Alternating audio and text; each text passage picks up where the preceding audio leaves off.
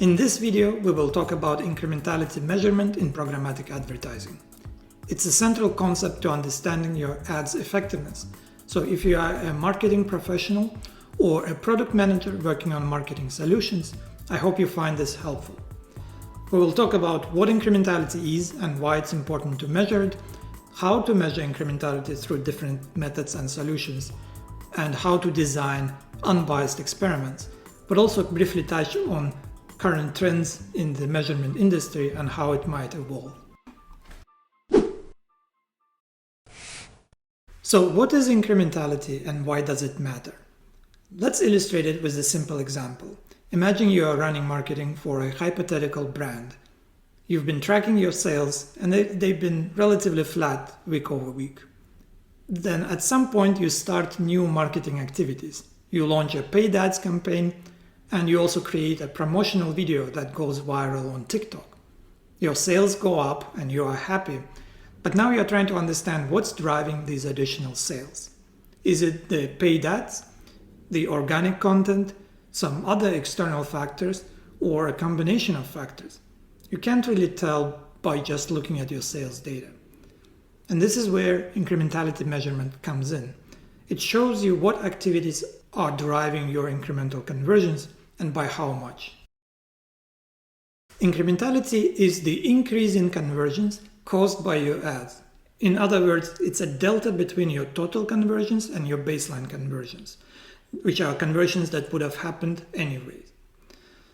And conversions refers to any marketing objectives such as sales, app installs, clicks, etc., or even upper funnel objectives like brand awareness.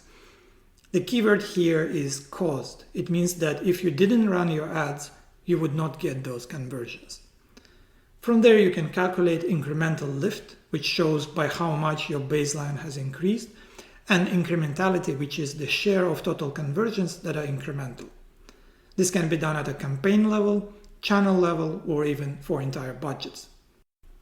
Once you know your incremental revenue on conversions, you can calculate the return on ad spend and cost per action or cost per conversion. By knowing your incremental return, you can decide how much to bid on different audiences, which campaigns generate more sales, how to allocate budgets between channels, and so on. So now let's talk about how you can measure incrementality. Broadly speaking, there are two primary methods: by observation and by experiment. Observational studies include cohort-based, case control, cross-sectional, and more. Experiments can be controlled and uncontrolled, meaning that you don't have a control group, and also randomized and non-randomized. The key difference between observational and experimental studies is whether you are changing or manipulating any variables or just observing and analyzing them. We can plot these approaches on a spectrum in terms of strengths of evidence and rigor that they provide from the least to most rigorous. First, you have descriptive methods, where you simply look at your ad spend and sales data and try to estimate your ROI. This is perfectly adequate if you are launching a new product, so your baseline is zero, or if your budget is very small and you don't have enough data to do a more rigorous analysis. Next, you have analytical studies and quasi-experiments. This includes methods like synthetic controls, where you're trying to find audiences that are similar to those you reach with your ad, and use those synthetic controls as a baseline to infer incrementality. An example of a quasi-experiment is sequential testing, or pre-test, post-test design, where you run your ads for some time, then pause your media and measure the change. Because there is no control group, you can't infer causality or measure true incrementality with these methods. The most rigorous method is randomized control trials. You randomly split your target audience into test and control, you serve your ads to people in the test group and measure the difference. This is considered the gold standard of incrementality measurement, but experiments can be costly and not always practical, so you have to consider using a combination of methods. Also, experiments should be used to validate and calibrate your other measurement solutions, like attribution to assign correct credit to each touch point on user conversion journey, and MMM, which works on a more aggregate level to help you allocate budget across different channels and strategies. Both of these solutions require experimental data to provide accurate results. Now let's look at how to design and execute unbiased experiments. Let's start by defining what an ideal experiment looks like. In order to run a valid experiment, your treatment and control groups must be comparable and remain comparable throughout the duration of experiment. So imagine this is your test and control. Test group gets to see your ad and the control group doesn't, and you measure conversions from both groups. Notice how there are several types of people in both of these groups. Those who didn't convert, those who converted no matter what, and those who converted presumably because of your ads. So even in your target audience, users differ in their purchasing behavior, and we need to make sure that we compare the same mix of users. And this is where it gets a little tricky. In the real world, you can never reach all users in your target audience for a number of reasons. You may not win the auction if other advertisers are bidding on the same users, and the users may just not be online or available on the ad network. As a result, the users that you reach can be very different from those you did not reach. Let's look at this setup again. Imagine these are the users who actually saw your ad. It's not a random selection. There are biases in how this group is formed. In this example, it includes all the users who would have converted regardless of seeing your ad. To make a valid comparison, you need an equivalent mix of users from the control group. We can't just take a random sample or the entire control group because it would be apples to oranges comparison, and your effect will be diluted and you'll get inaccurate results. What we need is to compare users who saw the ad with users who would have seen the ad if they weren't in the holdout. It's easy to identify people in the test group because we log an impression for them when we show them an ad, but how can we identify the equivalent people in the control group who would have seen the ad? We don't have an impression logged for them, and that's the challenge. How do we identify an equivalent mix of users in the control group to compare with test? And there are three major methodologies to help with that. First method is what's known as PSA ads, public service announcements, which is essentially a placebo ad that you show to people in the control group, usually some charity ad or health announcement unrelated to your brand. So you reach a subset of users in the test group with your actual ad, and you reach a subset of users in the control group with the PSA ad. Then you compare the conversion behavior between the two groups directly to see whether the real ad causes a change in user behavior, that is, generates incremental conversions. This methodology brings the noise in the data down to zero because it eliminates all these unexposed users in test and control, but it has some problems. First of all, you have to pay for the PSA ads, so there is a cost involved in building this control group. It makes this method unsustainable for continuous long-term testing, but the biggest issue with PSA approach is that you are not actually getting truly randomized groups. This is due to the way modern ad networks and ad exchanges work. During ad delivery, the machine learning algorithms that do bidding and targeting optimization tend to favor people who engage with the ads. For example, click on your ad or watch a video and so on. So the algorithm keeps showing the ads to the same type of people. The problem is that the type of people who are likely to click on the ads for your product are generally not the same kind of people who are engaging with the charity ads that you are showing to the control group. So these delivery optimization algorithms can distort the group definitions and introduce different biases in the test and control groups. And that's the huge issue with the PSA approach. Another method is called intent to treat, which is widely used in medical trials.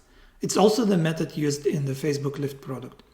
Here again, you reach some users in the test group, but instead of trying to find the matching user mix from the control group, you just take and compare the entire test and control.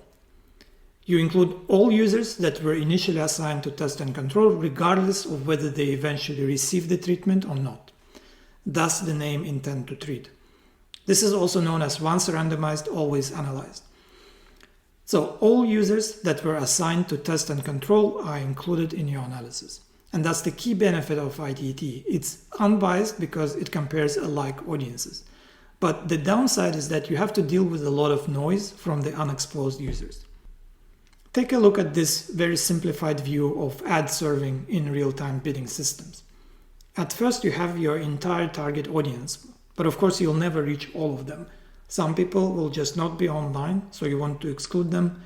People may not be active on the ad exchange or eligible for the auction for a variety of reasons. And you actually need to win the auction by bidding on those users. So only a subset of your target audience actually gets to see your ad. The split between treatment and control can happen at different levels, and the later it happens, the better. If you randomize at the targeting level, step 1, you may have an extreme amount of noise in your data due to all those unexposed users that you include in the analysis. That's why logging should be done when you have an opportunity to place a bid, after all these conditions are met. Once the opportunity for bidding occurs, the ad platform will conduct a randomized split within their RTB infrastructure to assign the user to test or control. This is called opportunity logging. It doesn't eliminate all the noise, because even if you place a bid, it doesn't mean that you will win the auction. So you still have to include some unexposed users in your analysis, which can lead to higher variance in your lift results. You may need a larger sample size, so you have to consider it in your power calculations to ensure that your campaigns have sufficient reach. Otherwise, your signal will be too diluted. The third method, ghost ads, developed and used at Google, tries to address this problem by kind of combining the best of PSA and ITT approaches. So again, you reach a subset of users in the test group. But with the ghost ads, for users in the control group, you generate a false bid that never actually delivers the ad. Unlike PSA, where you have to pay to deliver the ad, here the user sees some other unrelated ad, and you simply log the ghost impression, telling you that this user would have seen your ad if they weren't in the control group. The ghost ad itself is invisible to the user. They simply see the next ad that actually wins the auction. But the data is visible to the advertiser, and they can track the user and understand at what rate they convert. In comparison to ITT, the key difference is the stage where logging occurs. ITT implements the split at the opportunity of a bid, and ghost bids or ghost ads conduct the split on the actual bid level.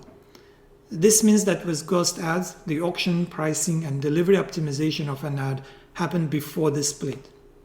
Because of that, it removes the noise from unexposed users and allows large-scale testing and quick results. On paper, this methodology is the best. It combines the advantages of the ITT and PSA methods by reducing noise and bias and without the cost of PSA. But even this approach has its downsides, namely technical complexity, and you can't really do it yourself in-house as an advertiser. You need access to the whole auction process.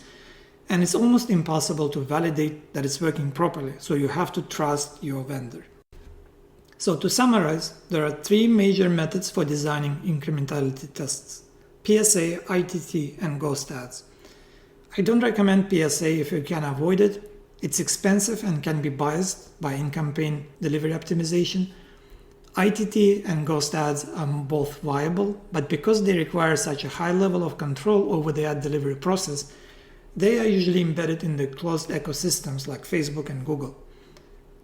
No matter what methodology you choose, it's important to understand the trade-offs between them, and if you are choosing a vendor, you want to understand how they approach the problem and how they ensure that you can run unbiased experiments and can get meaningful results. Finally, a few thoughts on where the measurement industry might be going in the light of privacy-related changes. I think we learned in the past few years that privacy is very important, and customers understand it too. People don't want to be tracked and targeted at an individual level unless they explicitly opt in. Apple and Google are already moving in this direction, and the entire industry has to adjust. So I think the future will involve a lot more use of aggregate data, which will lead to the resurgence of methods like MMM and heavier reliance on geo experiments. Multi-touch attribution will still work in the walled garden systems, but cross-channel, cross-publisher attribution will be difficult. New solutions are being developed with the use of privacy-enhancing technologies. Data clean rooms, secure multi-party computation, on-device learning, and other technologies. For example, Facebook is developing Private Lift, which is the new generation of incrementality testing solutions that uses many of these technologies. So it's great to see this shift towards more user privacy, and I'm excited to see what new solutions will emerge over the next few years. And that's all I had for today. Thank you for your time.